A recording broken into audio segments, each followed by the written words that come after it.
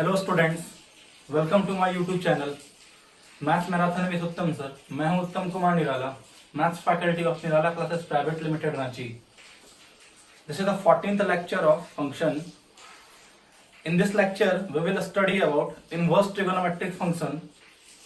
ठीक है, मैं इस लेक्चर में इनवर्स ट्रिगोनोमेट्रिक फंक्शंस के डोमेन और रेंज के बारे में स्टडी करूंगा। आपको पता होगा ना कि 11th क्लास में आपने ट्रिगोनोमेट्रिक फंक्शंस के बारे में बहुत डिटेल से पढ़ा था और आप इनवर्स और ट्रिगोनोमेट्रिक फंक्शंस के डोमेन और रेंज के बारे में भी डिस्कस किया था। जिन बच्चों को ट्रिगोनोमेट्रिक फंक्शंस का डोमेन और रेंज नहीं पता है, मैंने यहाँ व्हाइट बोर्ड पे लिख दिया है। साइन एक्स की domain all real number, range -1 से 1 तक। मैं फिर से रिकॉल कर दे रहा हूँ। कॉस एक्स का domain all real number, range -1 से 1 तक। tan x की domain all real number except 2n + 1 π/2, range all real number. cot x की domain all real number except n π और range all real number. sec x का domain all real number except 2n + 1 π/2, range -∞ से -1 union 1 से infinity. cosec x का domain all real number except π और range same होगा। यहां तक मैंने 11th क्लास में डिस्कस कर चुका था। ठीक है सर, जिनको नहीं पता होगा आप इसका एक स्क्रीनशॉट ले लीजिए। ठीक है, वैसे एनसीईआरटी के बुक में भी दिया हुआ है। आज का जो लेक्चर है वो इनवर्स ट्रिगोनोमेट्रिक फंक्शन का है कि सर इनवर्स ट्रिगोनोमेट्रिक फंक्शंस का हम डोमेन एंड रेंज कैसे डिफाइन करेंगे, ये चीज हमको सीखना है। ठीक है, आइए समझते हैं। ठीक है, मेरा जो पहला इनवर्स ट्रिगोनोमेट्रिक फंक्शन होगा वो होगा y = sin inverse x। This is called sin inverse x। और ये चीज समझना है कि sin inverse x not is equal to sin x का पावर -1। ये sin इनवर्स x नहीं है सर, ये sin x का इनवर्स है। ठीक है, और ये मेरा है sin inverse x। This is the inverse of sin x। ठीक है, तो आपने फंक्शंस के प्रीवियस लेक्चर में पढ़ा था इनवर्स फंक्शंस के बारे में, और वहां आपने क्या पढ़ा था कि किसी भी फंक्शंस का इनवर्स पॉसिबल तभी होता है ना जब फंक्शन बाइजेक्टिव नेचर का होता है। और फंक्शन बाइजेक्टिव नेचर होने का मतलब 1 1 + on2। ठीक है, और आपने ये भी जाना था कि अगर कोई फंक्शन सेट ए से सेट बी की ओर डिफाइंड है तो उस फंक्शन का जो इनवर्स होगा वो सेट बी से सेट ए की ओर डिफाइंड होगा। और आपने ये भी सीखा था ना सर कि फंक्शन का डोमेन और फंक्शन का इनवर्स का रेंज इक्वल होगा सर। मतलब सर जस्ट क्रॉस हो जाएगा सर। दैट मीन्स अगर फंक्शन का कोऑर्डिनेट है x, y तो फंक्शन का इनवर्स का कोऑर्डिनेट क्या हो जाएगा सर, y, x। ठीक है, तो मैं क्या करता हूं कि साइन इनवर्स x के फंक्शंस को डिफाइंड करता हूं, फिर देखता हूं कि इसका डोमेन और इसका रेंज क्या होगा। तो उसके लिए सबसे पहले मैं क्या करूंगा, साइन x का ग्राफ बना के दिखाऊंगा। आप सबसे पहले क्या करो, y = sin x का ग्राफ प्लॉट करो। जब तुम y = sin x का ग्राफ प्लॉट करोगे ना सर, तो ये मेरा y = sin x का ग्राफ है। ध्यान से नोटिस करना। ठीक है, ये पॉइंट होता है मेरा 0, ये पॉइंट होता है मेरा π/2, ये पॉइंट होता है मेरा पाई, फिर ये होता है सर 3π/2, फिर ये होता है 2π, फिर ये होता है सर -π/2, फिर ये होता है -π, फिर ये होता है -3π/2। इस तरह से कुछ होता है। और आपको पता है कि sin x डिफाइंड होता है ऑल रियल नंबर से लेके -1 से लेके 1 तक। ठीक है, चलो अब मेरे को डिफाइन करना है sin इनवर्स x को। ठीक है, तो होता क्या, ये चीज समझो। सबसे पहली बात, मैंने रेंडमली एक ब्रांच उठाया 0 से लेके π तक। लैंग्वेज पकड़िएगा, अगर मैंने 0 से π तक का एक ब्रांच उठाया तो 0 से π के बीच में sin x एक मिनिमम फंक्शन है। देखो कैसे, अगर मैं x में 0 सब्स्टिट्यूट करूंगा तो sin 0 हो जाएगा 0, और अगर मैं π सब्स्टिट्यूट करूंगा तो sin π का वैल्यू हो जाएगा 0। दैट मीन्स क्या हुआ कि दो एलिमेंट का एक इमेज हो गया। दो एलिमेंट का एक इमेज हो गया, दैट मीन्स फंक्शन मिनिमम हो गया। और मिनिमम हो गया मतलब बाइजेक्टिविटी होने का कोई चांस नहीं है। और जब बाइजेक्टिविटी होने का कोई चांस नहीं है, दैट मीन्स इस sin x का इनवर्स पॉसिबल नहीं होगा इस ब्रांच में। अब उसी तरह से मैंने क्या किया कि पाई से 2π तक का एक ब्रांच उठाया। लैंग्वेज पकड़िएगा, तो पाई से 2π का अगर मैंने ब्रांच उठाया और मैंने x में पाई पुट किया तो sin π का वैल्यू 0 और sin 2π का वैल्यू भी 0। फिर क्या हुआ सर कि दो एलिमेंट का एक इमेज आ गया। अगर दो एलिमेंट का एक इमेज आ गया बॉस, इसका मतलब क्या हुआ कि वो फंक्शन मेनी वन हो गया, और मेनी वन हो गया दैट मीन्स इस इंटरवल में sin x का इनवर्स पॉसिबल नहीं होगा। तो मैंने क्या किया कि π/2 से 3π/2 का एक इंटरवल उठाया, और π/2 से 3π/2 के इंटरवल में मैं कोई भी एक यूनिक वैल्यू सब्स्टिट्यूट करूंगा तो sin x एक नया नया वैल्यू देगा। अगर मैं π/2 पुट करूं तो sin π/2 का वैल्यू हो गया 1। सर π/2 से 3π/2 के बीच में मैंने एक और वैल्यू उठा लिया पाई, तो साइन पाई का वैल्यू हो गया 0। सर π/2 और 3π/2 के बीच में मैंने एक और वैल्यू उठा लिया 120, तो साइन 120 डिग्री के वैल्यू कुछ और होगा। दैट मींस अगर मैं साइन एक्स में एक न्यू वैल्यू सब्स्टिट्यूट कर रहा हूं तो एक न्यू इमेज निकल के सामने आ रहा है। दैट मींस इस ब्रांच में साइन एक्स एक 1 फंक्शन है। उसी तरह से 3π/2 से 5π/2 के भी ब्रांच में साइन एक्स एक 1 फंक्शन होगा, और साइन एक्स -1 से 1 तक में ऑन टू फंक्शन होता ही होता है सर, ठीक है। तो यूनिवर्सली सर एक ब्रांच कंसीडर किया गया, और वो ब्रांच कंसीडर किया गया सर -π/2 से लेके π/2 तक, ठीक है। अब मैटर उठता है कि सर π/2 से 3π/2 के ब्रांच को कंसीडर क्यों नहीं किया गया।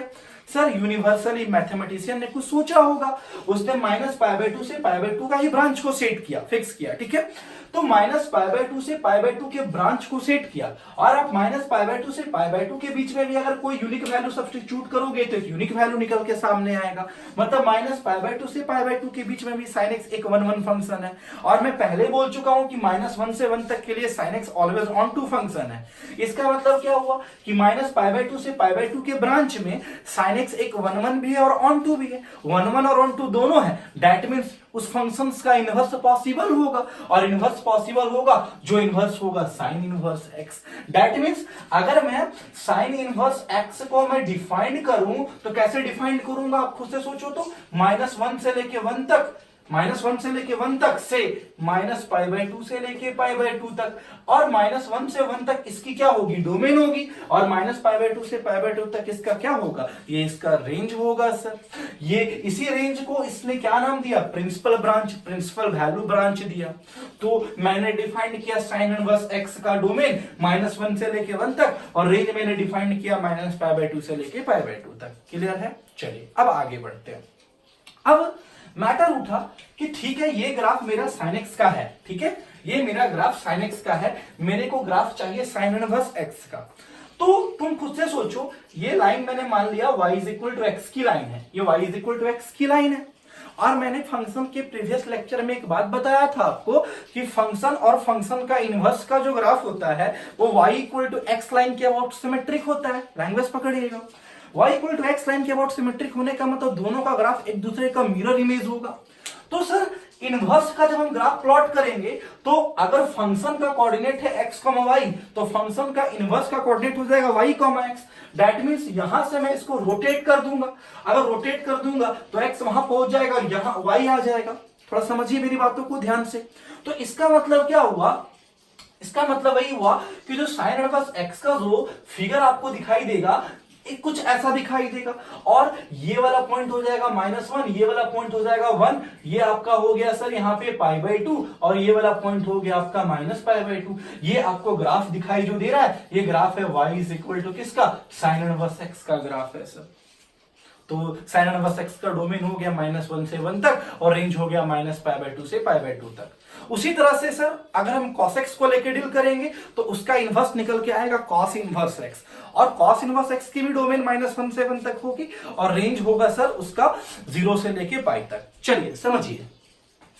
उसी तरह से अगर मैं cos इनवर्स x को लेकर डिस्कस करूं, y = cos इनवर्स x को लेके डिस्कस करूं, तो cos इनवर्स x का जो डोमेन होगा वो -1 से लेके 1 तक होगा, और जो इसकी रेंज होगी वो 0 से लेके पाई तक होगा, और इसका जो ग्राफ होगा ना सर कुछ ऐसा ग्राफ होगा सर, ये कुछ ऐसा ग्राफ होगा। अब तुम खुद से एक बात फील करके सोचो और ध्यान से समझो, जब तुमने y = साइन इनवर्स x का ग्राफ प्लॉट किया तो ये ग्राफ साइन इनवर्स x का ग्राफ था, ठीक है सर। हाथ का मूवमेंट ऐसे होता है, लेकिन वास्तव ये फंक्शन ऐसे है सर। ये फंक्शन मेरा इंक्रीजिंग फंक्शन है। कैसा फंक्शन है, इंक्रीजिंग फंक्शन है सर। आप चेक भी कर सकते हैं कि ये फंक्शन क्यों स्ट्रिक्टली इंक्रीजिंग फंक्शन है, मैं आपको दिखा भी सकता हूं। थोड़ा सा इसके लिए आपको इसका dy बाई dx निकालना पड़ेगा, मैं फर्दर डिफरेंशिएशन में डिस्कस करूंगा, लेकिन यहां थोड़ा जरूरत पड़ रहा है इसलिए मैं बता रहा हूं। साइन इनवर्स एक्स का डिफरेंशिएशन होता है 1 by under root 1 minus X square, और आपने पहले से इसका डोमेन फिक्स कर दिया है -1 से 1 के बीच में। मेरी बात को समझिएगा, तो -1 से 1 तक कोई भी वैल्यू आप लोगे तो dy by dx always positive आएगा, और ऑलवेज पॉजिटिव होने का मतलब होगा स्ट्रिक्टली इंक्रीजिंग। तो सर हम ऐसा बोलेंगे कि साइन इनवर्स x जो फंक्शन होगा ना हमेशा एक इंक्रीजिंग फंक्शन होगा, बट वही कॉस इनवर्स x देखो एक डिक्रीजिंग फंक्शन है, ताकि जब तुम इसको डिफरेंशिएट करोगे ना तो dy by dx is equal to आएगा -1 upon under root 1 minus X square, और डोमेन -1 से 1 तक है तो उसके बीच में जो भी वैल्यू सब्स्टिट्यूट करेंगे तो स्क्वायर रूट तो पॉजिटिव होगा लेकिन बाहर नेगेटिव। मैं क्या बोलना चाह रहा हूं, जो इसका dy बाई dx होगा -1 upon under root 1 minus X square होगा, तो सर ये हमेशा नेगेटिव होगा, ताकि स्क्वायर रूट तो ऑलवेज पॉजिटिव, ताकि डोमेन भी फिक्स हो गया ना -1 से 1 तक के बीच में, तो dy बाई dx 0 से छोटा हो गया तो स्ट्रिक्टली डिक्रीजिंग फंक्शन होगा। तो ऐसे याद करके रखना है कि साइन इनवर्स x जो होता है स्ट्रिक्टली इंक्रीजिंग फंक्शन होता है, और कॉस इनवर्स x एक डिक्रीजिंग फंक्शन होता है। सर इसके बारे में एनसीईआरटी में पूरा डाटा बना के दिया हुआ है, आप उसको भी देख सकते हैं, लेकिन वहां उतना एक्सप्लेन नहीं किया गया सर, इसलिए मैं पूरा एक्सप्लेन करके बता रहा हूं आपको, ठीक है। चलिए tan inverse x, y is equal to tan inverse x, y is equal to tan inverse x के बारे में अगर डिस्कस करें ना तो इसका जो डोमेन होगा ना सर वो x बिलोंग्स टू होगा ऑल रियल नंबर, और रेंज होगा सर -π/2 से लेके π/2 ओपन इंटरवल, ठीक है। अब इसकी ग्राफ के बारे में अगर हम डिस्कस करें ना तो इसका ग्राफ कुछ इस तरह से होता है sir, this is the graph of y is equal to tan inverse x, ठीक है सर। ये हो गया y इज इक्वल टू π/2 की लाइन, और ये हो गया y इज इक्वल टू -π/2 की लाइन, ये हो गया 0। पता है सर यहाँ -π/2 और π/2 जो है ना इसका एक एजम्प्टोट्स भी है। क्या है आपका इसका एजम्प्टोट्स? एजम्प्टोट्स का मतलब होता है सर टेंजेंट एट इंफिनिटी। क्या होता है टेंजेंट एट इंफिनिटी? वो सर हम फर्दर आगे डिस्कस करेंगे, आईडी के सिलेबस में यूज होता है सर कि एजम्प्टोट्स का मतलब होता है टेंजेंट एट इंफिनिटी। तो इस तरह से मैंने sign inverse x, cos inverse x, tan inverse X का डोमेन और रेंज के बारे में डिस्कस कर लिया, ठीक है। चलिए इसको थोड़ा नोट डाउन कर सकते हैं तो कर लीजिए आप, ठीक है। आगे बढ़ते हैं फिर। अब क्या करते हैं, कॉट इनवर्स एक्स होता है, सेक इनवर्स एक्स होता है, कॉसेक इनवर्स एक्स भी होता है, उसका भी ग्राफ आप आराम से समझ सकते हैं, आप एनसीईआरटी में दिया हुआ है, आप देख लीजिएगा, ठीक है। लेकिन सेक इनवर्स एक्स और कॉट इनवर्स एक्स और कॉसेक इनवर्स एक्स का रियलिटी में अगर ग्राफ के बारे में बोला जाए ना तो उसको बेस्ट तरीके से आपको हम समझाएंगे कंटिन्यूटी में जाके, ठीक है। चलिए तो अभी क्या करते हैं, हम लोग बॉक्स बना लेते हैं। क्या बॉक्स बना लेते हैं? फंक्शन, उसका डोमेन और उसका रेंज, ठीक है। और यहां फंक्शन क्या होगा? Inverse trigonometric function, sine inverse x, cos inverse x, tan inverse x, cot inverse x, ठीक है, सेक इनवर्स एक्स और cosec inverse x. Sine inverse x की डोमेन -1 से लेके 1 तक, रेंज -π/2 से π/2 तक, ठीक है। ये भी बॉक्स एनसीईआरटी में दिया हुआ है, लेकिन मैंने समझाया पूरा। कॉस इनवर्स एक्स का डोमेन -1 से लेके 1 तक, रेंज 0 से लेके π तक। टैन इनवर्स एक्स का domain all real number, range -π/2 से π/2 open interval. Cot inverse X का domain all real number, range, इसकी रेंज जानो, इसका रेंज होगा इसका 0 से लेके π एक्सेप्ट 0 से लेके π ओपन इंटरवल, ठीक है। सेक इनवर्स एक्स का डोमेन, सेक इनवर्स एक्स का डोमेन -∞ से -1 यूनियन 1 से इंफिनिटी, ठीक है। इसका रेंज जानो, इसका रेंज होगा 0 से लेके π एक्सेप्ट π/2, ठीक है। कॉस इनवर्स एक्स का भी डोमेन नहीं होगा, और इसका रेंज जो लिखूंगा ना सर, ये लिखूंगा -π/2 से π/2 एक्सेप्ट 0, ठीक। ये जो साइन इनवर्स एक्स का, कॉस इनवर्स एक्स का, टैन इनवर्स एक्स का जो इनवर्स ट्रिगोनोमेट्रिक फंक्शन का रेंज लिखे है ना, यही इसका प्रिंसिपल ब्रांच वैल्यू है, ठीक है। प्रिंसिपल वैल्यू ब्रांच है, प्रिंसिपल ब्रांच वैल्यू, ठीक है। प्रिंसिपल वैल्यू ब्रांच है, ठीक है, पीवीवी बोलते हैं, ठीक है। तो मैंने ये चीज जान गया कि इनवर्स ट्रिगोनोमेट्रिक फंक्शन का डोमेन क्या होता है और इनवर्स ट्रिगोनोमेट्रिक फंक्शन की रेंज क्या होती है, ठीक है। अब मैटर ये उठता है, जब इनवर्स ट्रिगोनोमेट्रिक फंक्शन पे जब प्रॉब्लम्स आते हैं डोमेन और रेंज पे, तो किस तरह से आते हैं ये समझिए। मान लो किसी ने आपको एक क्वेश्चन पूछा कि find the domain of fx is equal to sine inverse 4x minus 3/5, इसका डोमेन चाहिए। तो आपने क्या सीखा? आपने ही सीखा ना कि साइन इनवर्स x की डोमेन -1 से 1 तक होती है, और डोमेन का मतलब x का वैल्यू, यहां x की जगह पे ये बैठा हुआ है, दैट मीन्स 4x माइनस 3/5 की वैल्यू -1 से लेकर 1 तक होगा। अब जब हम क्रॉस मल्टीप्लाई करेंगे तो 4x माइनस 3 ग्रेटर देन और इक्वल टू -5 लेस देन और equal to 5, that means 4x इधर हो गया -2, इधर हो गया 8, दैट मीन्स x की वैल्यू आ गई -12 से लेकर 2 तक। दैट मीन्स जो मैं डोमेन लिखूंगा वो -12 से लेकर 2 तक लिखूंगा इस फंक्शन का डोमेन। देख लो कितना इजी था इस फंक्शन का डोमेन निकालना। सर डोमेन का मतलब ही क्या होता है? x का वैल्यू। मैं बहुत पहले से समझा रहा हूं। अब मान लो सपोज दैट कि तेरे पास एक प्रॉब्लम कुछ इस तरह से दिया हुआ है कि find domain of function fx is equal to sine inverse 1 plus x square upon 2x। ये बहुत अच्छी क्वेश्चन है सर, ठीक है। इस फंक्शन का डोमेन चाहिए। तो आप क्या जानते हो कि साइन इनवर्स का डोमेन -1 से 1 तक होता है, तो इसका मतलब 1 plus x square upon 2x की वैल्यू -1 से 1 के बीच में होगा। पहले मैं क्या करूंगा, इसको सॉल्व कर लूंगा, फिर मैं इसको सॉल्व कर लूंगा और दोनों के बीच में इंटरसेक्शन खेल लूंगा। तो पहले मैं इसको सॉल्व कर रहा हूं कि 1 plus x square upon 2x greater than और इक्वल टू -1। यहां क्रॉस मल्टीप्लाई नहीं कर सकते हैं कि वेरिएबल टर्म है, तो 1 plus x square plus 2x upon 2x greater than और इक्वल टू 0, -1 को उधर ले आए और एलसीएम ले लिए। ऊपर वाला हो गया x प्लस 1 का whole square upon 2x greater than और इक्वल टू 0। अब तुम खुद से सोचो कि c का स्क्वायर ऑलवेज पॉजिटिव। सर अगर हम 1 डाल दिए, मेरी बात समझना, ध्यान से समझना, ठीक है। 1 डाल दिए तो 1 प्लस 1 2, 2 का square 4, 2 into 1 2, 4 upon 2 2, 2 greater than और इक्वल टू 0, बिल्कुल सही है। 8 डाल दिए तो भी सही होगा, मतलब सारा पॉजिटिव एलिमेंट लेगा ही लेगा। मेरी बात को समझते रहिएगा सही से, ठीक है। सारा पॉजिटिव एलिमेंट लेगा। तो और एक चीज नोटिस करो, सारा पॉजिटिव एलिमेंट लेने के साथ साथ एक निगेटिव वैल्यू लेगा -1। देख लो -1 कैसे लेगा? सर 0 तो ले नहीं सकता है, क्योंकि अगर 0 सब्स्टिट्यूट करेंगे तो 2 इंटू 0, नीचे का वैल्यू 0, तो मतलब वैल्यू अनडिफाइंड। लेकिन सारा पॉजिटिव वैल्यू तो दिख गया। अब पुट कर लो 8 प्लस 1 9, 9 का स्क्वायर 81 और 2 इंटू 8 16, 81 अपॉन 16 ग्रेटर देन और इक्वल टू 0, बिल्कुल सही है। तो ये चीज सारा दिखे कि सारा पॉजिटिव एलिमेंट लेगा, 0 नहीं लेगा। नेगेटिव तो लेगा नहीं, लेकिन एक नेगेटिव लेगा। नेगेटिव क्यों नहीं लेगा? अगर -2 डाल दिए तो 2 इंटू -2 -4, सर पूरा टर्म नेगेटिव आ जाएगा। क्या नेगेटिव टर्म कभी 0 से बड़ा होगा? क्या नहीं होगा। लेकिन एक नेगेटिव लेगा -1। देखो कैसे, अगर मैं -1 सब्स्टिट्यूट कर दिया तो -1 प्लस 1 0, 0 का स्क्वायर कितना 0, सर 0 ग्रेटर देन और इक्वल टू 0, बिल्कुल सही है। दैट मींस यहां x बिलोंग्स टू क्या लिखेंगे, r प्लस यूनियन -1। यूनियन -1 का मतलब सारा पॉजिटिव लेगा और एक नेगेटिव एलिमेंट लेगा -1, ठीक है। ये एक्सेप्ट नहीं है, -1 को ले रहा है सर, इसलिए मैंने यूनियन का साइन लगाया है सर, ठीक है।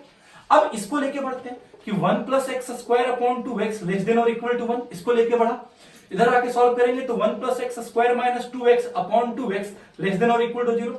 इस वाले को लिखेंगे x माइनस 1 का whole square upon 2x less than और इक्वल टू 0। तुम सोच लो कोई भी पॉजिटिव एलिमेंट नहीं लेगा सिर्फ 1 को छोड़ के। सर पॉजिटिव एलिमेंट ले ही नहीं सकता है। 4 डालेंगे तो 4 माइनस 1 3, 3 का स्क्वायर 9 और 2 इंटू 4 8, 9 अपॉन 8 लेस देन और इक्वल टू 0, कभी सही हो ही नहीं सकता है। क्या 9/8 कभी 0 से छोटा होगा? क्या नहीं सर। मतलब कोई भी पॉजिटिव एलिमेंट नहीं लेगा, एक पॉजिटिव एलिमेंट लेगा सिर्फ 1। क्यों लेगा 1 ये भी समझो। 1 माइनस 1 0, 0 का square 0, 2 into 1 2, 0 upon 2 0, 0 less than और इक्वल टू 0, बिल्कुल सही है सर आपका। मतलब एक पॉजिटिव एलिमेंट सिर्फ 1 लिया सर। अगर नेगेटिव एलिमेंट लोगे तो सारा नेगेटिव एलिमेंट लेगा। -4 डाल दो, स्क्वायर ऑलवेज पॉजिटिव और नीचे 2 इंटू -4 -8, तो ओवरऑल नेगेटिव हमेशा 0 से छोटा होगा ही होगा। तो दैट मींस x का कौन सा वैल्यू लिया? सारा नेगेटिव एलिमेंट लिया और पॉजिटिव में सिर्फ 1 लिया। तो that means x belongs to r minus union 1। अब इन दोनों में हम कॉमन खेलेंगे। तो अगर हम पहले और दूसरे में अगर कॉमन देखें तो ये है r प्लस और ये है r माइनस। तो r प्लस और r माइनस में तो कॉमन है ही नहीं कुछ। मेरी बात को ध्यान से समझना, r प्लस r माइनस कुछ कॉमन है ही नहीं। लेकिन एक बात नोटिस करो सर ध्यान से, यहां r प्लस यूनियन -1 है और यहां r माइनस यूनियन 1 है। सारा पॉजिटिव है और एक नेगेटिव में -1 है, और सारा नेगेटिव है और एक पॉजिटिव में 1 है, तो इन दोनों में कॉमन 2 ही एलिमेंट होगा ना, -1 और 1। तो -1 और 1 सिर्फ 2 ही एलिमेंट होगा जो इस फंक्शन को सेटिस्फाई करेगा और जो उसका डोमेन होगा सर। ठीक है, आप ध्यान से एक बार पूरी तरह से विजुअलाइज कर लो। कोई भी डाउट होता है सर तो आप उसको कमेंट बॉक्स में जरूर पूछो। ठीक है, चलो देख लो ध्यान से आप पूरा। अब मैं एक काम करता हूं, एक क्वेश्चन लेता हूं, उसका रिंग निकाल के दिखाता हूं। सर किसी ने क्वेश्चन पूछा कि fx is equal to tan inverse x plus sine inverse x plus cos inverse x का हमको डोमेन चाहिए और रेंज चाहिए। ठीक है, इस फंक्शन का मुझे डोमेन भी चाहिए और रेंज भी चाहिए। तुम कॉमन सा सेंस लगा के एक बात देखो पहले, सबसे पहली बात। ठीक है, tan इनवर्स x का डोमेन r अभी मैंने लिखवाया भी था, साइन इनवर्स x का डोमेन -1 से 1 तक, और कॉस इनवर्स x का डोमेन -1 से 1 तक। ठीक, तो इसका डोमेन r, इसका डोमेन -1 से 1 तक, इसका डोमेन -1 से 1 तक। अगर तीनों में इंटरसेक्शन खेलोगे तो कॉमन आएगा -1 से 1 तक, तो डोमेन हो गया आपका -1 से लेके 1 तक। ठीक है, अब इसका मैं रेंज चाहता हूं। क्या चाहता हूं? रेंज। तो रेंज कैसे निकालेंगे? रेंज का मतलब होता है फंक्शन का वैल्यू। तो मैंने क्या किया कि tan इनवर्स x को रहने दिया, sin inverse x plus cos inverse x को मैंने लिख दिया π/2। एक प्रॉपर्टी होता है, आगे जाके मैं पढ़ाऊंगा, प्रूफ कराऊंगा इनवर्स ट्रिगोनोमेट्रिक फंक्शन में कि sin inverse x plus cos inverse x की वैल्यू π/2 होती है जब x -1 से 1 तक होता है। ठीक है, अब तुमको क्या चाहिए? रेंज चाहिए। और मैंने तुम्हें क्या बताया कि tan इनवर्स x जो होता है एक इंक्रीजिंग फंक्शन होता है। तो अगर इंक्रीजिंग फंक्शन होगा इसका मतलब छोटे वैल्यू पे छोटा वैल्यू देगा, और अगर बड़े वैल्यू पे सब्स्टिट्यूट करेंगे तो बड़ा वैल्यू देगा, कि ये मेरा स्ट्रिक्टली इंक्रीजिंग फंक्शन है। तो एक काम करो, x में -1 पुट कर दो, f ऑफ -1 निकाल लो, tan inverse -1 plus π/2। tan inverse -1 होता है -π/4 प्लस π/2।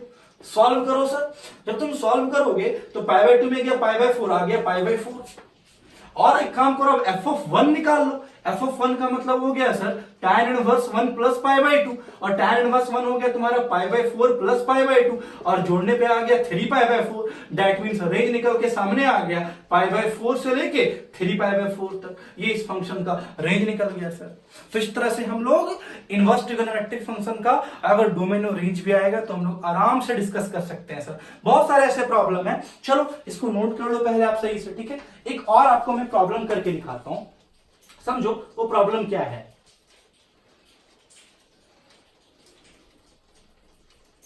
देखो एक प्रॉब्लम कुछ ऐसा है, देखो प्रॉब्लम क्या है। fx is equal to tan inverse 2x upon 1 plus x square, find range. इस वाले फंक्शन का मेरे को रेंज चाहिए, समझो। देखना कितना इजी में फाइंड करते हैं। पहले क्या करो, आप इसका रेंज निकाल लो, 2x upon 1 plus x square का रेंज निकाल लो, इसको आप t मान लो। ठीक, इस तरह का रेंज मैंने आपको रेंज के टॉपिक में सिखाया है। ठीक है, तो आप क्रॉस मल्टीप्लाई करोगे तो एक्स स्क्वायर टी और plus t is equal to 2x, ये हो गया x square t minus 2x plus t is equal to 0। अब ध्यान से तुम फील करो कि इस वाले का जो डोमेन है वो r है। क्यों r है? कि x के जगह पे हम कोई भी वैल्यू सब्स्टिट्यूट करेंगे ये डिफाइंड आएगा सर, कभी अनडिफाइंड नहीं होगा। तो इसका डोमेन r हो गया मेरा। तो डोमेन r होने का मतलब सर रूट्स रियल है, और किसी भी क्वालिटी का रूट्स रियल कब होता है? जब डिस्क्रिमिनेंट ग्रेटर देन और इक्वल टू 0। डिस्क्रिमिनेंट की value B square minus 4 AC greater than और इक्वल टू 0। बी का value -2 4 into 4 into T greater than और equal to 0। That means 4 minus 4 T square greater than और equal to 0। 4 common लेके उधर भेज दो, 1 minus T square greater than और equal to 0, T square minus 1 less than equal to 0। Sir t plus 1 into t minus 1 less than और equal to 0। अब इसका तुम वेवी कर्व या साइन स्कीम खेलोगे तो t बिलोंग्स टू कहां से कहां तक आएगा? -1 से 1 तक आएगा। दैट मींस इस वाले का रेंज आ गया -1 से 1 तक, और हमको पता है कि tan inverse x increasing function है, तो that means tan inverse t का जो रेंज होगा वो होगा tan इनवर्स -1 से लेके tan इनवर्स 1 तक। सर इसका मतलब क्या हो गया सर, tan इनवर्स -1 हो गया -π/4 और tan इनवर्स 1 हो गया π/4। दैट मींस इस वाले का रेंज आ गया सर आपका -π/4 से लेके π/4 तक। तो इस तरह से हम लोग इनवर्स ट्रिगोनोमेट्रिक फंक्शन के डोमेन और रेंज पे डिस्कस कर सकते हैं। किसी भी तरह का कोई भी प्रॉब्लम आता है तो हम लोग हिट कर सकते हैं सर, कोई दिक्कत। चलिए अब हम लोग आगे बढ़ते हैं और आगे बढ़ के हम लोग इनवर्स ट्रिगोनोमेट्रिक फंक्शन का प्रिंसिपल वैल्यू ब्रांच निकालने के लिए सीखते हैं। उसके पहले हम लोग इनवर्स ट्रिगोनोमेट्रिक फंक्शन का एक प्रॉपर्टी पढ़ेंगे, समझिए। यहां से स्टार्ट होता है आपका property of inverse trigonometric function. ठीक है, पहला प्रॉपर्टी होता है sine inverse -x minus sine inverse x cos inverse minus x, this one is pi minus cos inverse x, tan inverse minus x is equal to minus tan inverse x, cot inverse minus x is equal to pi minus cot inverse x, sec inverse minus x is equal to pi minus sec inverse x, and cosec inverse minus x is equal to minus cosec inverse x। ये कुछ ऐसा property होता है। ये property 1 है, बहुत important property है sir. अब इसको प्रूव भी कर सकते हैं। देखिए कैसे, कोई एक भी प्रूव करके मैं दिखाता हूं कि sine inverse -x is equal to minus sine inverse x कैसे होता है। बहुत इजी है सर, देखिएगा। मैंने क्या किया कि साइन इनवर्स -x को मैंने क्या किया, थीटा मान लिया। ठीक है, sine inverse -x is equal to मैंने क्या मान लिया, थीटा। तो ये साइन इनवर्स उधर जाके बनेगा साइन, तो -x इज इक्वल टू हो गया साइन थीटा, मतलब x इज इक्वल टू हो गया माइनस साइन थीटा। हो गया कि नहीं हो गया सर? साइन इनवर्स -x को मैंने मान लिया थीटा, लैंग्वेज पकड़िएगा ध्यान से। तो -x is equal to sine theta. अब खुद से तो फील करो कि x is equal to minus sine theta है, तो माइनस साइन थीटा को लिख सकते हैं साइन माइनस थीटा। कि सर साइन माइनस थीटा कितना होता है, माइनस साइन थीटा होता है सर। आप 11th में पढ़े होंगे ना सर कि sine minus theta is equal to कितना होता है आपका, माइनस साइन थीटा। ठीक है, तो खुद से सोचो कि आपने साइन इनवर्स -x को थीटा माना। फिर से समझा रहा हूं, sine inverse -x equal to theta, तो ये साइन इनवर्स उधर जाके बना साइन, तो -x equal to sine theta, तो x equal to minus sine theta. x equal to minus sine theta को मैंने लिख दिया साइन माइनस थीटा। कि sir sine minus theta equal to minus sine theta. हमको लाना क्या है, sine inverse -x equal to minus sine inverse x। तो आ तो गया सर, खुद से फिल करो कि सर ये हो गया साइन माइनस, और जहां थीटा में पुट कर देते साइन इनवर्स -x। ठीक है, अब बताओ ये साइन उधर जाके क्या हो जाएगा, साइन इनवर्स x क्या हो जाएगा, तो देखो तो साइन इनवर्स x, तो sine inverse x is equal to minus of sine inverse -x। अब माइनस उधर भेज दो sir, minus sine inverse x is equal to sine inverse -x। Proof हो गया सर कि sine inverse -x is equal to minus sine inverse x। Proof हो गया sir. इस तरह से हम लोग प्रॉपर्टी 1 के बारे में डिस्कस किए कि sine inverse -x minus sine inverse x, cos inverse -x पाई minus cos inverse x, tan inverse -x minus tan inverse x, cot inverse -x pi minus cot inverse x, sec inverse -x pi minus sec inverse x, और cosec inverse -x minus cosec inverse x। और मैंने इसका proof दिया sir. कोई दिक्कत है? चलिए आगे मूव करते हैं। अब मैटर ये उठता है कि प्रिंसिपल वैल्यू निकाला कैसे जाता है, how to find principal value. बहुत इजी है, how to find principal value. जैसे किसी ने पूछा, और सबसे पहला बात क्या बताया कि प्रिंसिपल वैल्यू का मतलब क्या हुआ, उसका रेंज हुआ। इसका मतलब अगर किसी भी इनवर्स ट्रिगोनोमेट्रिक फंक्शन का प्रिंसिपल वैल्यू निकालने के लिए बोला गया, मतलब उसका रेंज में आना चाहिए, उसके रेंज में आना चाहिए। अगर मैंने पूछा कि principal value of sine inverse half, तो कैसे निकालेंगे? मैंने क्या किया कि साइन इनवर्स हाफ को ना थीटा मान लिया। अगर sine inverse half is equal to theta, तो sine theta is equal to half, sine theta is equal to half. और आपको खुद से पता होगा कि sine theta is equal to जो हाफ होता है वो थीटा के दो वैल्यू पे हो जाएगा। एक हो जाएगा π/6 और एक पाई माइनस π/6, एक हो गया π/6 और एक हो गया 5 π/6। सर ये लेंगे नहीं, क्योंकि प्रिंसिपल वैल्यू का मतलब होगा उसके रेंज में आना, और साइन इनवर्स x का रेंज होता है -π/2 से π/2 के बीच में। क्योंकि यूनिवर्सली मैंने एक ऐसा रेंडमली ऐसा रेंडमली मैंने एक प्रिंसिपल ब्रांच माना था -π/2 से π/2 तक, जहां फंक्शन 1 1 था। हाँ, और भी ब्रांच में मेरा sin इनवर्स x 1 1 फंक्शन था, लेकिन इनवर्सली -π/2 से π/2 तक को ही प्रिंसिपल ब्रांच माना गया है, तो हम π/6 को ही इसका प्रिंसिपल वैल्यू बोलेंगे। सर अगर किसी ने पूछा कि principal value of cos inverse -√3/2 इसका प्रिंसिपल वैल्यू कैसे निकालेंगे, तो आपको खुद से एक प्रॉपर्टी नजर आ रहा होगा कि cos इनवर्स -x, और मैंने आपको क्या सिखाया है कि cos इनवर्स -x जो होता है वो होता है पाई minus cos inverse x property में, तो इसको लिख देंगे पाई माइनस cos इनवर्स √3/2, इसको इक्वेशन नंबर 1 मान लीजिए। अब क्या करो कि cos इनवर्स √3/2 को तुम थीटा मान लो, तो cos theta is equal to हो गया √3/2, तुमको प्रिंसिपल वैल्यू ही लेना है, तो cos थीटा √3/2, तो थीटा मेरा हो जाएगा कितना, थोड़ा खुद से बताओ तो π/6, तो वहां पे π/6 पुट कर दो, पुट इन इक्वेशन नंबर 1 कि पाई माइनस π/6 मतलब हो गया 5π/6, दैट मींस cos इनवर्स -√3/2 का प्रिंसिपल वैल्यू हो जाएगा 5π/6। सर मैं एक दो क्वेश्चन और लेके समझाता हूं, समझिए कैसे। मैंने आपको क्या पूछा, principal value of tan inverse -1/√3 या -1 या -√3, अरे कुछ भी ले लो, ठीक है, इसका प्रिंसिपल वैल्यू चाहिए, तो कैसे निकालेंगे इसका प्रिंसिपल वैल्यू। एक प्रॉपर्टी दिख रहा होगा tan inverse -x, tan inverse -x is equal to -tan inverse x, तो मैंने लिख दिया सर -tan इनवर्स √3। अब इसको इक्वेशन नंबर 1 मान लो, क्या करो tan इनवर्स √3 को तुम थीटा एज्यूम कर लो, अगर tan inverse √3 equal to theta, तो √3 इज इक्वल टू कितना हो गया tan theta. Sir tan theta equal to √3, तो थीटा इज इक्वल टू हो गया आपका π/3। सर इक्वेशन में हमने π/3 पुट कर दो, पुट इन इक्वेशन नंबर 1, मतलब आंसर आ गया -π/3, मतलब tan इनवर्स -√3 का जो प्रिंसिपल वैल्यू निकल के आएगा वो -π/3 निकल के आएगा। इस तरह से हम लोग प्रिंसिपल वैल्यू फाइंड कर सकते हैं। लेकिन मान लीजिए किसी ने पूछा principal value of cos inverse cos sir 5π/4 इसका प्रिंसिपल वैल्यू पूछा, तो कैसे निकालेंगे सर, समझो। इसको हम दो तरीके से बना सकते हैं, एक और प्रॉपर्टी से बना सकते हैं, एक नॉर्मल मेथड से पहले बना के दिखाते हैं। सर cos 5π/4 को ब्रेक करके लिख सकते हैं पाई प्लस π/4, देख लो आप कि पाई प्लस π/4 हो गया 5π/4। अब एक बात बताओ, pi plus cos pi plus π/4 third quadrant, मतलब ये हो गया -cos π/4, कोई दिक्कत है।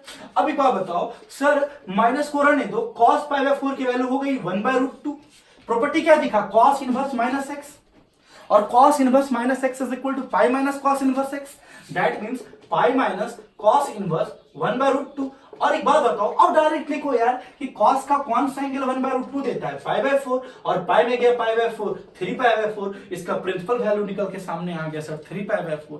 सर चलिए एक और क्वेश्चन लेके समझाते हैं, समझते जाइएगा, ठीक है। इसको आगे एक और मेथड से मैं बताऊंगा। सर किसी ने पूछा कि principal value of tan inverse tan 7π/4 का प्रिंसिपल वैल्यू निकालने के लिए बोला, तो तुम खुद से सोचो तो कि 7π/4 को हम कुछ लिख सकते हैं 2π माइनस π/4, ठीक है। तो tan इनवर्स 2π में गया π/4, दैट मींस फोर्थ क्वाड्रेंट, और फोर्थ में tan तेरा नेगेटिव, दैट मींस -tan π/4। अब तू आगे बढ़, ये हो गया tan इनवर्स माइनस, देखो तो tan π/4 की वैल्यू हो गई 1। अब तुमको दिखा tan इनवर्स -x, और tan इनवर्स -x कितना होता है, -tan इनवर्स x, मतलब ये हो गया तेरा -tan इनवर्स 1, मतलब आंसर आ गया आपका -π/4।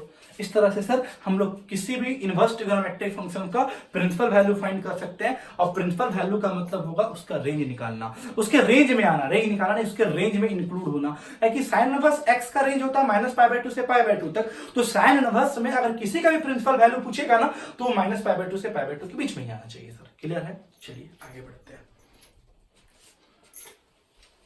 अब समझिए, कभी कभी क्या होता है, एक ऐसा प्रॉब्लम दे देगा, इवैल्यूएट, इजी है सर, बहुत छोटा छोटा चीज है, sine tan inverse -1 plus cos inverse √3/2 -√3/2, आराम से इवैल्यूएट करेंगे। कैसे इवैल्यूएट करेंगे, tan इनवर्स -1 मतलब प्रॉपर्टी है tan इनवर्स -x, और tan inverse -x is equal to -tan inverse x, मतलब -tan इनवर्स 1, और cos inverse -x is equal to pi minus cos inverse x, होगा कि नहीं होगा। अब वैल्यू सब्स्टिट्यूट कर दो तुम, tan इनवर्स 1 π/4, और cos इनवर्स √3/2 π/6, सॉल्व करते जाओ। साइन, सर ध्यान से देखना, पाई में गया पाई बाय 6, यार जोड़ लो यार पाई, ठीक है, माइनस पाई बाय 4 और माइनस पाई बाय 6, ध्यान से देखना, माइनस पाई बाय 4 और माइनस पाई बाय 6 कितना होगा, -45 और -35 मतलब -75 डिग्री कर दिया, क्या दिक्कत है यार, कोई दिक्कत नहीं है, ठीक है। तो आगे बढ़ते, देखो ना ये कितना है, पाई बाय 4 का मतलब 45 और पाई बाय 6 का मतलब 30, तो 45 और 30 75। अब साइन पाई माइनस 75 मतलब sine pi minus theta, sine pi minus theta sine theta, that mean sine 75 degree. अब साइन 75 डिग्री का वैल्यू आराम से फाइंड कर सकते हैं, कैसे, 45 डिग्री और प्लस 30 डिग्री फाइंड कर सकते हैं आराम से। साइन ए प्लस बी का formula, sine A into cos B plus cos A into sine B, मतलब sine 45 into cos 30 plus cos 45 into sine 30। फिर से लिख दे रहा हूं, यहां लिख दे रहा हूं, sine 45 into cos 30 plus cos 45 into sine 30।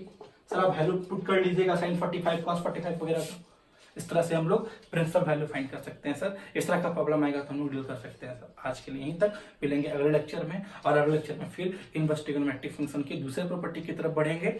आपको किसी भी तरह का कोई डाउट है सर तो मुझे फेसबुक पे, व्हाट्सएप पे, इंस्टाग्राम पे फॉलो करके आप मैसेज करके मुझसे पूछ सकते हैं।